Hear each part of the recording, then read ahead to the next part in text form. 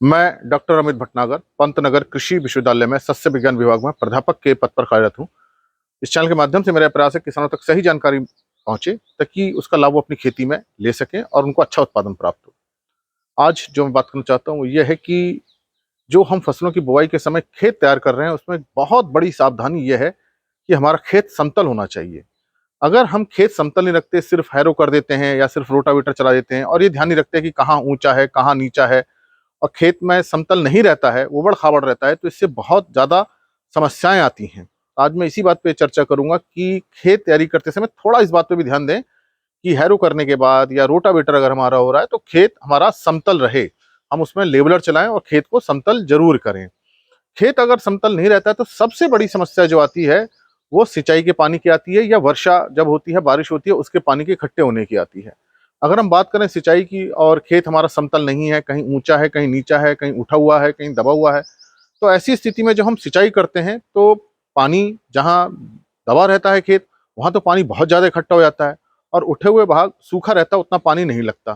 तो ऐसी स्थिति में जहाँ पानी नहीं लग पा रहा है या कम लगा है, उठा हुआ भाग है, वहाँ एक तो सीड जर्मिनेशन कम होगा, बीज का जमाव कम होगा, शुरू की जो बढ़वार है वो बहुत छोटी रह जाती है क्योंकि सही उसे नमी मिल नहीं पाती। दूसरी तरफ जहाँ दबा हुआ खेत है, समतल नहीं है, पानी इकट्ठा हो रहा है, वहाँ बहुत ज़्यादा पानी हो जाता है, उससे पौधों की वृद्धि रुक जाती है, पौधे पिलने पड़ने लगते हैं। तो दोनों ही स्थिति में हमें नुकसान होता है। एक तरफ तो कम पानी से नुकसान हो रहा है, दूसरी तरफ ज़्यादा पानी से नुकसान हो रहा है। तो सिंचाई के सही ढंग से पानी उपयोग नहीं हो पाता, सिंचाई का हमारा खर्चा तो हो ही रहा है, लेकिन वो उत्पादन हमें नहीं मिल पा रहा। वो फसल की बढ़वार असमान रहती है, कहीं छोटी फसल मिलेगी, कहीं बड़ी फसल मिलेगी, कहीं बिल्कुल दबी हुई फसल मिलेगी, ये एक बहुत बड़ा नुकसान है। दूसरा जो बारिश जब होती है तो जहाँ खेत दबा हुआ है, वहाँ पानी बहुत दिनों तक इकट्ठा रहता है, निकलता ही नहीं है पानी वहाँ से और जो ऊँचा है वो जल्दी सूख जाता है। तो इसका एक बड़ा असर देखने को मिलता है कि पानी जब ज़्यादा दिनों तक भरा रहता है, तो फसलें छोटी रह जाती हैं, पौधे छोटे रहेंगे, बढ़वार कम रहेगी, पीलापन रहेगा, बीज बहुत कम बनेगा। तो ये एक बहुत बड़ी समस्या है। दूसरा, जहाँ नमी ज़्यादा रह जाएगी, चाहे वो बारिश के पानी से हो रही हो, चाहे सिंचाई के पानी से हो, वहाँ खरपतवार ज़्यादा उगते हैं।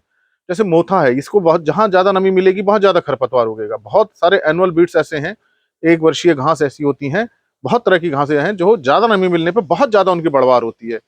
तो जहाँ ये बढ़वार ज़्यादा हो रही है, वहाँ जब हम खरपतवारनाशी डालते हैं, हेर्बिसाइड डालते हैं, वो असर नहीं कर पाते, उनका असर खत्म हो जाता है। घास की बढ़वार बहुत ज़्यादा होती है, दोबारा घास निकल आती है, तो हम जो हेर्बिसाइड पे खर्चा करते हैं, वो हमारा पैसा बर्बाद हो जाता है। वो उसका हमें असर देखने को नहीं मिलता।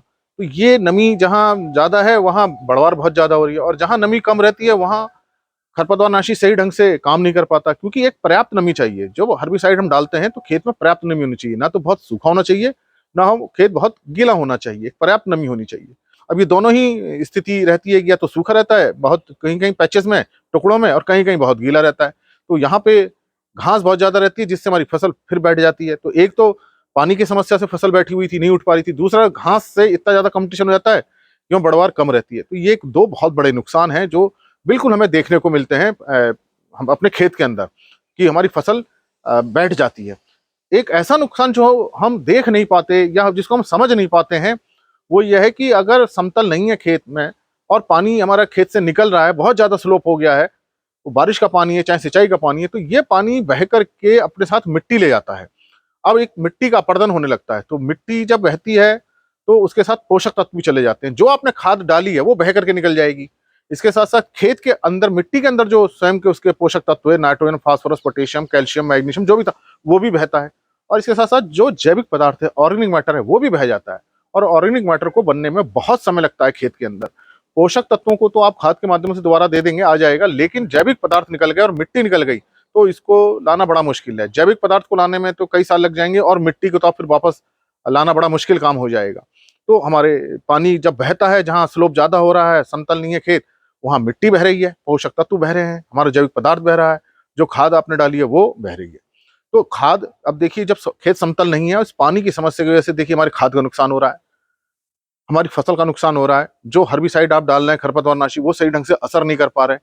तो खेती का खर्चा एक तरफ बढ़ रहा है, दूसरी तरफ हमें उत्पादन नहीं मिल रहा है, बल्कि उत्पादन में कमी आ रही है। तो इससे हमें घाटा होने लगता है और ये चीज़ें हम पकड़ नहीं पाते कि ऐसा हो क्यों रहा है। तो ये इसलिए अब आप खेत समतल बीज अवस्था में नहीं कर सकते। हमने फसल की बुवाई कर दी, अब खेत समतल नहीं हो सकता।